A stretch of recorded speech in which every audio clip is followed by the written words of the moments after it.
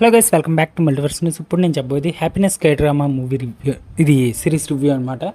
First మన channel first time చూస్తే subscribe మర్చిపోకండి అండ్ వీడియో లైక్ చేయడం మర్చిపోకండి నచ్చితే. ఇంకా ఈ సిరీస్లోకి వెళ్తే ఇదైతే మీకు అపోకలిప్టిక్ మొత్తం జాంబీ ఉంటుందన్నమాట. మీకు ఈ సిరీస్ మొత్తం హారర్, ఫ్యాంటసీ, థ్రిల్లర్, యాక్షన్ పరంగా అయితే ఉంటుంది. మీకు థ్రిల్లర్ గట్టిగా ఉంటుంది, హారర్ కూడా గట్టిగా ఉంటుంది నిజంగా. ఇంకా మీకు ఇదేంటి లవ్, రొమాంటిక్ అవి ఏమి ఉండవు, తక్కువగా ఉంటాయి. లాస్ట్లో అది కూడా పెద్ద ఏమి ఉండదు, ఎక్కువ ఎక్స్పెక్ట్ చేయకండి. అండ్ ఇది వచ్చేసి 2021లో థ్రిల్లర్ డ్రామాగా అయితే వచ్చింది, కొరియన్ డ్రామా. మీకు దీని ప్లాట్ అయితే ఇప్పుడు ముందు చెప్తా. ఒక అపార్ట్మెంట్ కాంప్లెక్స్ అయితే ఉంటుంది. అందులో ఒక పోలీస్ న్యూలీ కప్పులు ఉంటారు.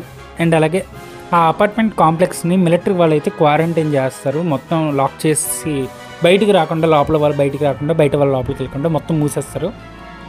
ఆ తర్వాత వాళ్ళు క్లోజ్ చేసాక వాళ్ళు ఎలా లోపల సర్వైవ్ అయ్యారు, అసలు ఈ జాంబీ ఎలా వచ్చింది, ఎలా పుట్టుకొచ్చింది, అవన్నీ మీరు ఈ సిరీస్లో అయితే చూస్తారు. ఫస్ట్ ఆఫ్ ఆల్ ఈ సిరీస్ అయితే నిజంగా మాస్టర్ పీస్ సిరీస్ అని చెప్పుకోవచ్చు. నిజంగా చాలా బాగుంది ఈ సిరీస్. నాకు కంపేర్ చేయడం నచ్చదు కానీ సిరీస్ అయితే నిజంగా చాలా బాగుంది. నాకైతే నిజంగా ఒక్కొక్క ఎపిసోడ్ నిజంగా ఒక్కొక్క మనకు ఆ సిరీస్లో ఒక్కొక్క 10 seconds చాలు ఆ హై ఇవ్వడానికి మనకి మూమెంట్. అంటే విలన్ ఎవరో మనం కనిపెట్టలేం, మనం ఆ ఎపిసోడ్లో ఏం జరగబోతుందో కూడా కనిపెట్టలేం. ఎందుకంటే మనం ఎక్స్పెక్ట్ చేసిన దానికి వ్యతిరేకంగా అవుద్ది కొన్నిసార్లు. ఒక్కొక్కసారి అలా కాకుండా తిప్పి వేరేలా అవుద్ది. అది మనం ఎక్స్పెక్ట్ చేసినట్టు అస్సలు ఉండదు. ఈ సిరీస్ నిజంగా చాలా బాగుంది. నిజంగా నాకైతే నిజంగా చాలా బాగా నచ్చిందని చెప్పుకోవచ్చు. అండ్ దీన్ని క్రియేట్ చేసిన వాళ్ళు కూడా టైవింగ్ అండ్ టీవీఎన్ వాళ్ళైతే క్రియేట్ చేశారు. నిజంగా చాలా బాగా క్రియేట్ చేశారని చెప్పుకోవచ్చు. అండ్ దీనికి మనకి IMDb వాళ్ళు వచ్చేసి 7.8/10 అయితే ఇచ్చారు. అండ్ అలాగే టైమ్స్ ఆఫ్ ఇండియా వాళ్ళు 3.5/5 అయితే ఇచ్చారు. అండ్ మై డ్రామా లిస్ట్ వాళ్ళు ఎప్పటిలాగే 8.9/10 అయితే ఇచ్చారు. నేనైతే 9.5/10 అయితే ఇస్తాను. నాకు చాలా బాగా నచ్చింది. వైకి వాళ్ళైతే 9.6 అయితే ఇచ్చారు 10కి. మొత్తం టోటల్ 12 episodes అయితే ఉంటాయి. ఒక్కొక్క ఎపిసోడ్ 60 minutes అయితే ఉంటుంది. మీకు ఇంట్రో అండ్ అవుట్రో తీసేస్తే, అవుట్రో అయినా అంతే, అవుట్.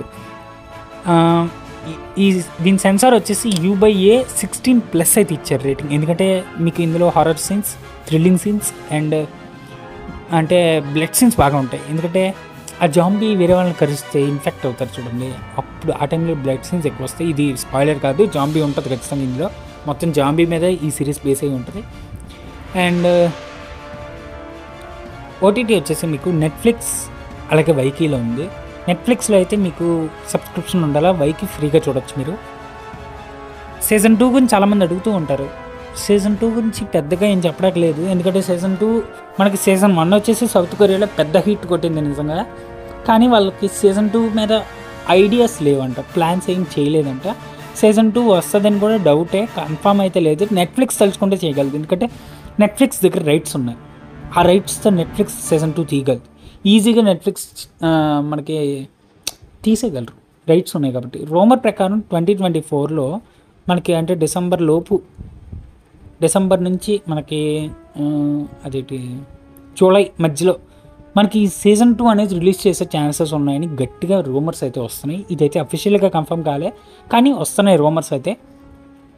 అండ్ నాకైతే నచ్చింది ఈ సిరీస్ అయితే. మీకు కూడా ఖచ్చితంగా నచ్చింది. ఎవరికైనా హారర్, థ్రిల్లర్, డ్రామా ఇష్టమైతే మాత్రం చూసేయండి ఖచ్చితంగా. అండ్ దీని క్యాస్ట్ వచ్చేసి నిజంగా చాలా బాగా పర్ఫామ్ చేశారని చెప్పవచ్చు. హ్యాన్ హయజో కానీ అండ్ పార్క్ హ్యూంగ్ కానీ. ముందుగా సీబూమ్ క్యారెక్టర్లో చేసిన హ్యాన్ హయజో గురించి మాట్లాడదాం. నిజంగా తను బాగా చేసింది యాక్టింగ్. తన యాక్టింగ్తోనే సిరీస్ ముందుకెళ్ళిందని చెప్పుకోవచ్చు. పోలీస్ కాప్గా నిజంగా చాలా బాగా చేసింది తను.